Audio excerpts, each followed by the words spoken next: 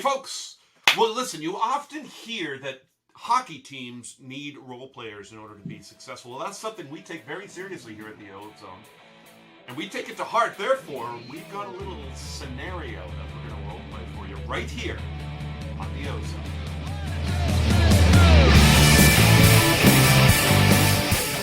You're in the offensive zone, your place for Leafs hockey.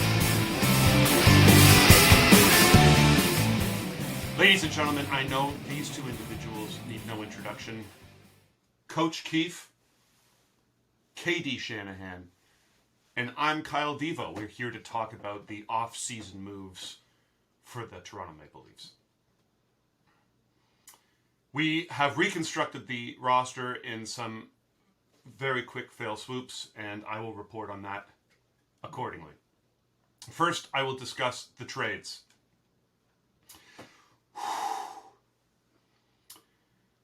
I, Kyle Devo, have traded forward William Nylander, Abrazizi to Arizona for Jacob Chychrun and a second-round pick.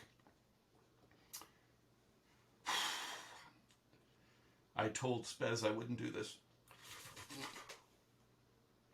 In the second trade, we traded Kerfoot, Mrazek, retaining $800,000 of his salary, and the rights to Sandin for Andrew Ladd and a third-round pick in the 2023 draft.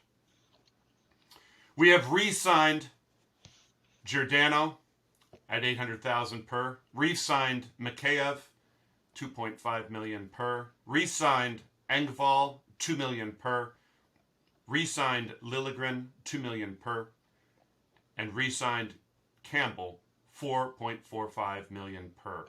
Not focusing on term here today, folks. All of these deals we are assuming at 3 years. Save for Liljegren, it's a 1-year re-up. In other news, Jason Spezza has announced his retirement. We wish him and his family all the best. We will not be re-signing Lyubushkin. We will not be re-signing Blackwell. Kase remains in a situation where we are negotiating. We're confirming he is healthy to go for the next season. So there's nothing to report on there. We are committing to a youth movement in this year's season opener. On the roster, on the opening day roster, we will have Nick Robertson, Bobby McMahon, and Curtis Douglas. Of the fully rostered players, the cap hit is roughly $82.5 million. Our opening day roster, 23 players, 14 forwards, Bunting, Matthews, Marner, Mikheyev, Tavares, Robertson, Ladd, Kampf, Engvall, McMahon, Douglas, Simmons, with potentially Kase and Clifford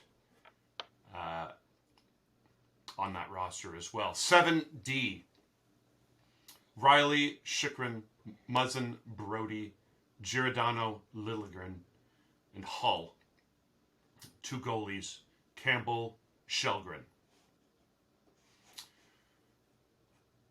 Those trades, obviously, were with the Arizona Marlies. And we are excited for the next season. I will now pass this portion of the press conference over to the President of Operations, KD Shanahan. Thank you, Kyle, for the introduction here. So, taking a look at this this work that you've done, I first want to maybe point out that we've been on this theme for a few years now. I bought in. You proposed to me. We came so close last year. Larry brought some champagne at 3-1 against the Habs, perhaps a little bit early. And since that time, we really have not enjoyed any success in the playoffs. Again, losing early. I like to point out I'm finally part of the big table here at MLSE. I have dinner with Larry Tannenbaum. I met Beyonce. I'm really making through, and now we seem to be stalling here. So I want to take a look at some of the things we do, and Kyle, I want to ask, we created a possession team, a team to dominate possession and score offensively. Have we taken steps backwards with these moves? It looks like the second line is not a possession line. Is it even going to be dominant? Are we supporting our captain, John Tavares, well enough here? I don't look. It almost looks with all these young guys like we're in a semi rebuild. Can you please address that? Well, I would say that we've been tremendously excited about the progress that Mikheyev has made over the past few seasons, injuries aside. We feel that he's a difficult player to play against, and while true possession numbers don't necessarily align with Mikheyev's game, he is an ice tilter. We believe that his game is well suited to the kind of style that we want to play, playing in the offensive zone. We believe Nick Robertson is a superstar. Again, injuries have halted his overall development. We feel strongly that he's in a position now to make the jump. We believe that having him as an off-wing forward on the second line with his shot, we should be able to generate a tremendous amount of offense there. We also believe that bringing a player like Andrew Ladd with his veteran savvy, we have to remember that we've lost Jason Spezza. We believe that he brings a lot to the Ladd brings a lot to the dressing room, and is a difficult player to play against in the postseason. So I want to ask the coach here: how are we going to adapt to these changes, and what are we going to do on that second line and on that fourth line, really? Well, thanks for asking me, and a genuine thank you for your vote of confidence in me. I really, really appreciate the opportunity to continue to coach this team. Kyle and I are in lockstep on all of this. Many people may look at the fact that our second line, we lost 151 points off that line in Nylander and Kerfoot, and we're replacing them with one career point, Nick Robertson, and Ilya Mikheyev, who really hasn't been able to stick in our top six for years, and say that we've downgraded. And Kyle and I don't see it that way. So we see that we'll be perfectly strong in supporting John Tavares, and we expect everyone to have great seasons, as Kyle's already explained. We have added back in Andrew Ladd. We've added 12 points back with Andrew Ladd. But as Kyle said, he is difficult to play against. There's no doubt that our fourth line is inexperienced. We kept what many would argue to be our least effective fourth liner, and we got rid of the rest. So we've kept Simmons. But we at some point we got to figure out if these youngsters can play, and that's what the cap offers us in terms of what we can do up front. But as Kyle said, I really appreciate Kyle's confidence in me too, and we're gonna make the best of it. Brendan, thanks for asking. Well, we're, I think, beyond the point of making the best of it. I think all our jobs are on the line here, and I rest assured that your jobs are more tenuous than mine. So I think we want to try and concern ourselves with winning playoff rounds and getting ourselves in good position in the regular season. You don't have to remind me that my job is tenuous. Mr. Shanahan, I also like to point out that we believe we've made great strides on the back end by bringing in a true, granted left shot right D to play up front with Morgan Riley, really the centerpiece of our back end. We believe now that we have some great size and experience, and by having some our depth D be playing on the right side, we feel we're in a stronger position to address injuries during the season and postseason. and we feel that we're in a much better position to construct a back end that's built for success. This I can wholeheartedly support. Our defense with Jacob Chikrin is stronger than it was last year. We are going to better unlock Morgan Riley by having him be part of that top pair. I think we've made great strides. I really enjoyed the way Ilya Lyubushkin played for us, but in my conversations with Kyle, he was going to want too much. So between him and Justin Hall, I think I may have favored Lyubushkin, but the cap being what it is, Justin Hall is an affordable player at $2 million for us. So we like the defense as constructed. I believe it's a defense that plays really well for us in the regular season and gives us a better chance to win in the playoffs.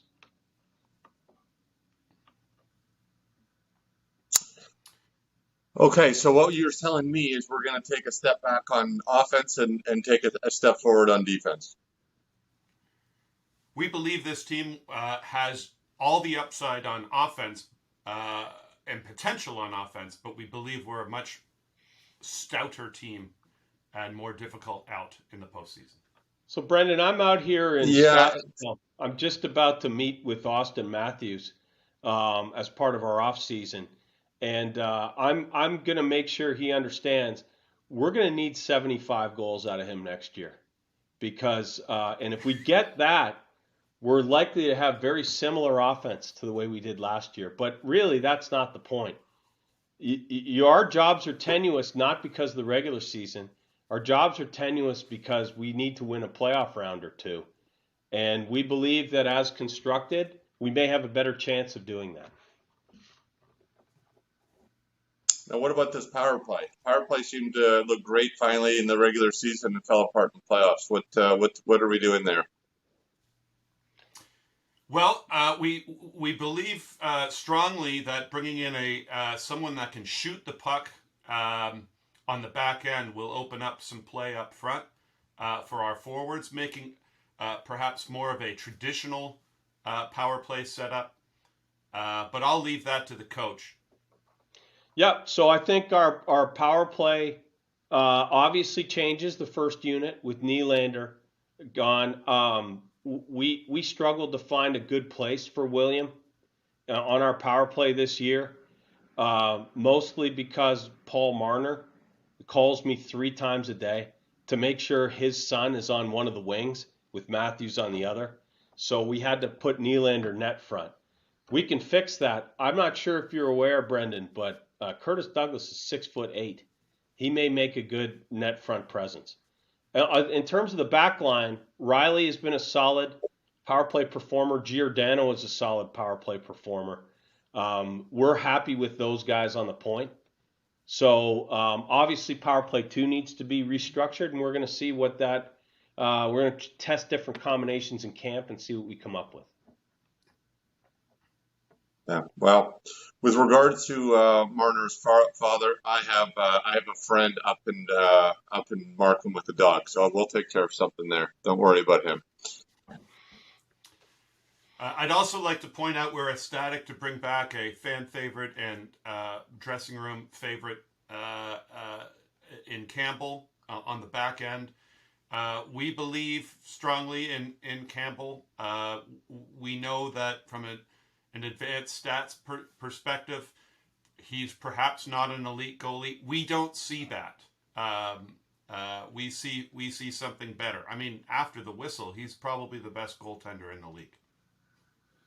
Well, Jack is costing MLSE more in medical bills than he is as far as salary goes. What are we going to do on the backup side there? Yeah, I recall we had this same conversation last year, and we moved Fred Anderson out. I think Carolina has that same argument right now. But look, if you look at the goaltenders that are left in the playoffs, is Jack Campbell on the same level as Vasilevsky or Igor Shesterkin? Not sure about that. Wouldn't Edmonton like to have him right now, though? Yeah. Agreed. Okay. Well, I'd like to let Leaf fans out there know that, we're very serious. And I have my serious glasses on. And we are seriously trying to improve this Leaf team so that we will be a much more serious team in the playoffs. And I think if we bring that level of seriousness, I think we have a chance. Well, we are seriously committed to bringing success to this organization. And I am seriously thankful that I still have a job here. Well, I got to tell you, I'm off to Drake's place for dinner this afternoon, cocktail party, and I really don't want that to end. The opportunity to rub elbows with the who's who of in sports is really a dream come true. So do not blow this for me. We'll do our best. Thank you, Mr. Shanahan. I would suggest perhaps you mentioned to him that we started at the bottom and now we're here. Well, let's get up here so we can open the champagne bottle. We believe this lineup can go to 0 to 100 real quick. Noted. Thank you, ladies and gentlemen, for joining us today in this press conference. And go Leafs, go. Well, there you have it, folks. Listen, we love having you here at the OZone.